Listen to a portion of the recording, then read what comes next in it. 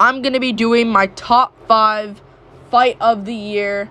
What was the best fight of the year? And you'll find out at the end at number 1.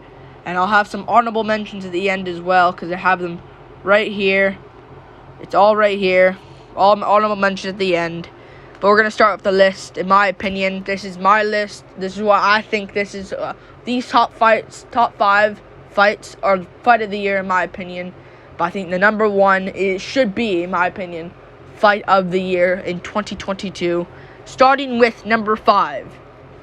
People are going to get mad at me for this, but I don't care. It's my list. I can do what I want with it. I think it's Khamzat Chimaev versus Gilbert Burns. I really think Chimaev versus Burns is number 5. I get it. It was a fun fight over the 3 rounds, and if you watch the fight, if you watch it, of course when you watch it live, it's a great fight. If it's just alone, it's a solid fight, great war, back and forth fight. Chimaev gets the win by decision. But if you compare it to these others, you'll understand. Round 2, it was a great fight, but round 2 was the one that kind of made it, because Burns was rocking Chimaev. Round 1 was just all Chimaev. Round 3 was a bit sloppy, but Chimaev won it. Round 2 kind of steals that fight. I just think it's number 5 in my opinion. Number 5 in my opinion is Khamzat Chimaev versus Gilbert Burns. I really think so. I think people expected it to go a lot higher. I'm sorry. It's going at number 5. Number 4. Number 4 is, in my opinion, it's Matt. Oh shoot, the other one got revealed. The number 3 kind of got revealed. It's Matt Brown versus Bryan Barberena. Number 4.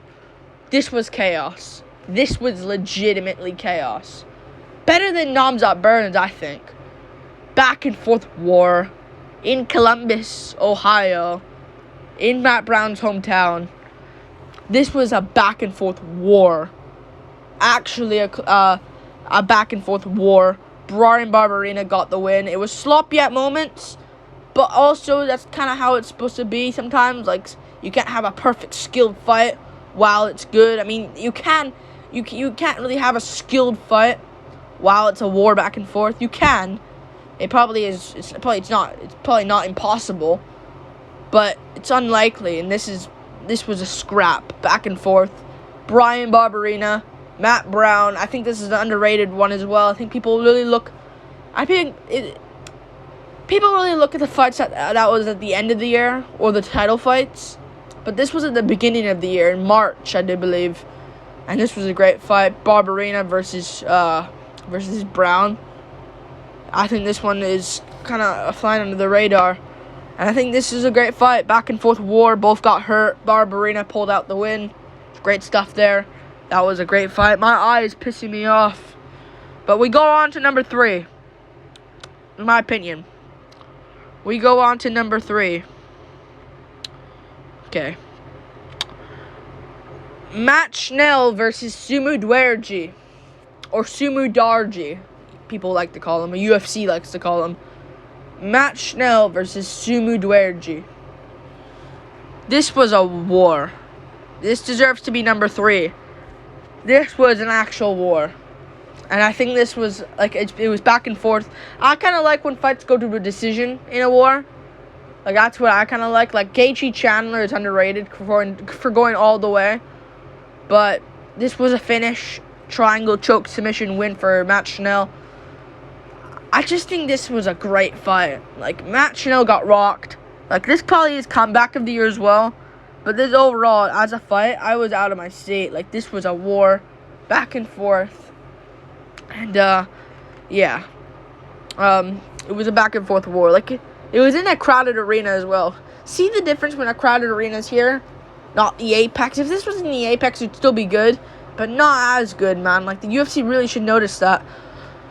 But, this was a good fight. Matt Schnell, Sumu Dwerji. Schnell was all over the place. Eventually got a takedown. And then Sumu Dwerji reversed it. Well, Schnell landed ground and pound as a comeback. Sumadradi reversed it. And then Chanel got the big sub, triangle choke, in a comeback. Sumadradi looked like he died. Let's be real. He looked like he wasn't alive. Blood all over his face. Out cold. Like, I think this was an underrated fight. Arguably better than number 2, but a number 2, in my opinion, is... This might reveal number 1, but I don't care.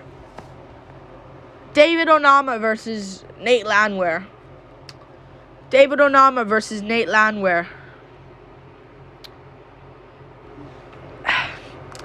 It's good, but it's a bit too one-sided in my opinion. I think.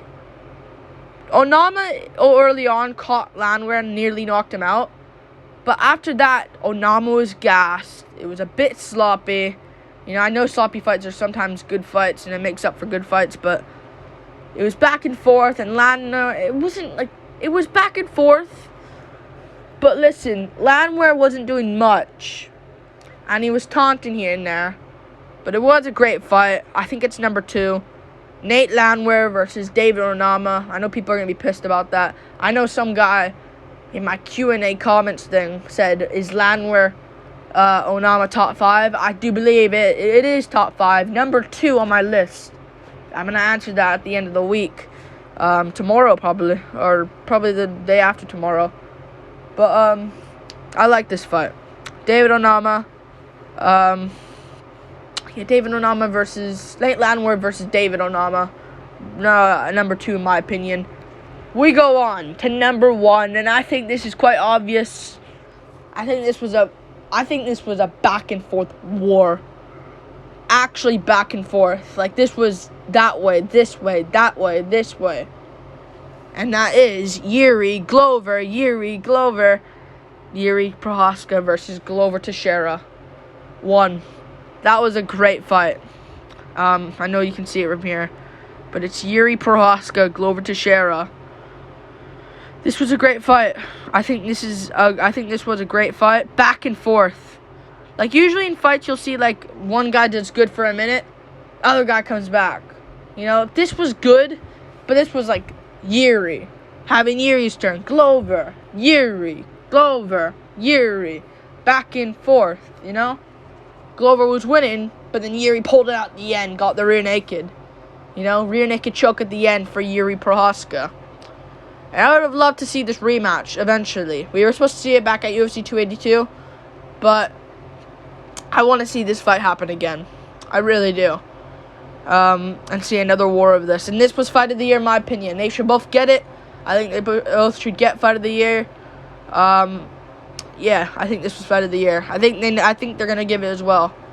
Cause UFC, I don't know, man. I'll go to UFC right now. Okay, I'm on my channel, but we'll go to UFC. Oh shoot, I'm on my channel now. Great. UFC. We'll go to the UFC channel right now. They put, what's fight of the year? What is fight of the year? And what is fight of the year? I didn't put it out yet. They will eventually. But they're probably going to put this in top of the list. They're going to put this in their list. In their top 4 lists. Prohaska versus Teixeira. Back and forth war. And yeah, that's my top 5 list. I think Prohaska Teixeira is fight of the year. We'll go to honorable mentions though. Poirier Chandler is quite shit. I'll give you just to start off in honorable mentions. It's quite shit. Round 1's a good round, but outside of that, it was complete shit until the ending. Poirier got the sub, but Moreno Figueiredo 3's shit, but all right, I guess, mediocre. Thompson Holland's too one-sided. I think it's too one-sided. Wonderboy dominated Holland, and yeah. Cater Chikedze's too one-sided as well. Taruki and Gamrot's good, but not the best. Arosa Peterson is good. That was a scrap, back and forth. Dober McKinney, good. Oliveira Gaethje was good as well. Gon Tuivasa. Jan O'Malley wasn't the best. Let's be real. Yeah. Costa Rockhold wasn't the best. Yeah, It was good Costa Rocco, but it was sloppy and it kind of looked like a drunk fight. Let's be real. Silva the Andrade Morozov was good. Luis Tuivasa. Every Gregory Rodriguez fight is fun. I can't wait for his fight versus Brad Tavares coming up. Lawler Barberino was fun. Another Barberino fight. That's part of it. Matt Favola versus Genaro Valdez is underrated. That was a good one. And, yeah. Tavares Duplessis was good, but sloppy. You know, I wasn't out of my seat for that one. Yeah. Capoeira Kim's good. That's a good. It was good. Lots of good fights. Yeah.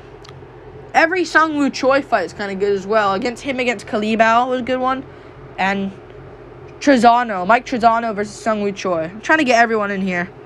But yeah, all the fights were good. Yeah. Barnett Collier is alright. And this is it. Like and subscribe. Thank you for watching. This is my top 5 list. Top 5 best fight of the year in 2022. And yeah, peace.